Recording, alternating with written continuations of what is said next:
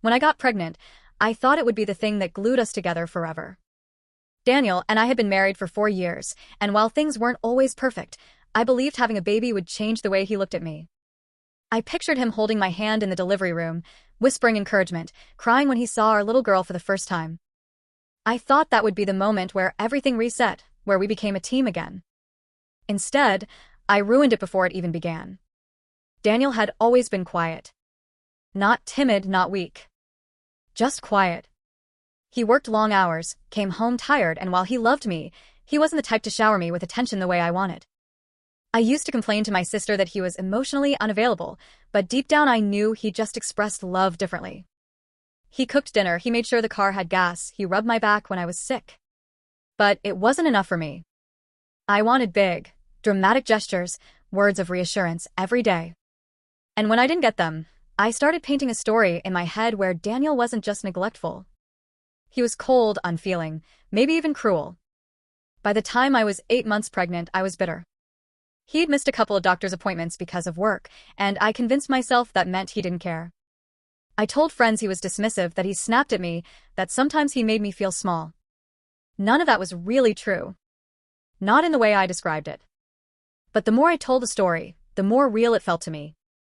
The night I went into labor, Daniel drove me to the hospital at 2 a.m. He held my hand the whole ride. Even when I squeezed so hard, I left marks. He carried my bag, checked me in, and stayed by my side while they monitored me. But then came the part that changed everything.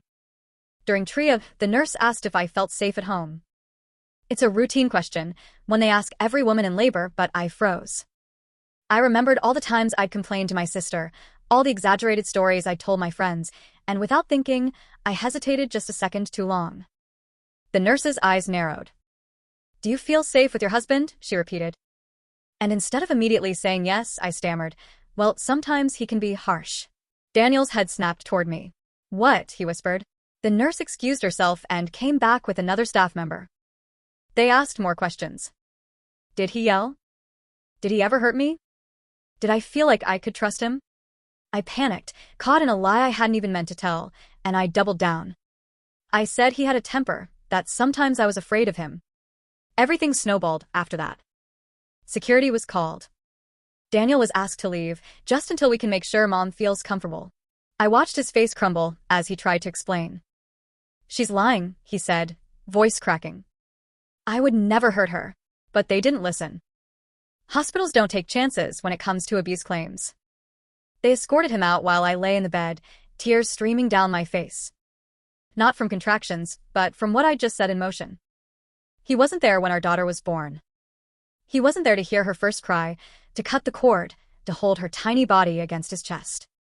He missed everything because of me. I told myself I would fix it after, that I'd explain it was just a misunderstanding. But by the time I was holding her, the damage was irreversible. Daniel wasn't allowed back into the room. The staff noted in my chart that there had been concerning statements regarding partner behavior. When I got home, there was no one waiting to carry the car seat inside. No balloons, no welcome home sign. Just silence. Daniel had packed a bag and left. He didn't call, didn't text, didn't even ask about the baby. A week later, I was served with papers. He was filing for divorce and petitioning for joint custody. That should have been the wake-up call, but instead I panicked. I told my family that Daniel had been abusive, that he had abandoned us. At first they believed me.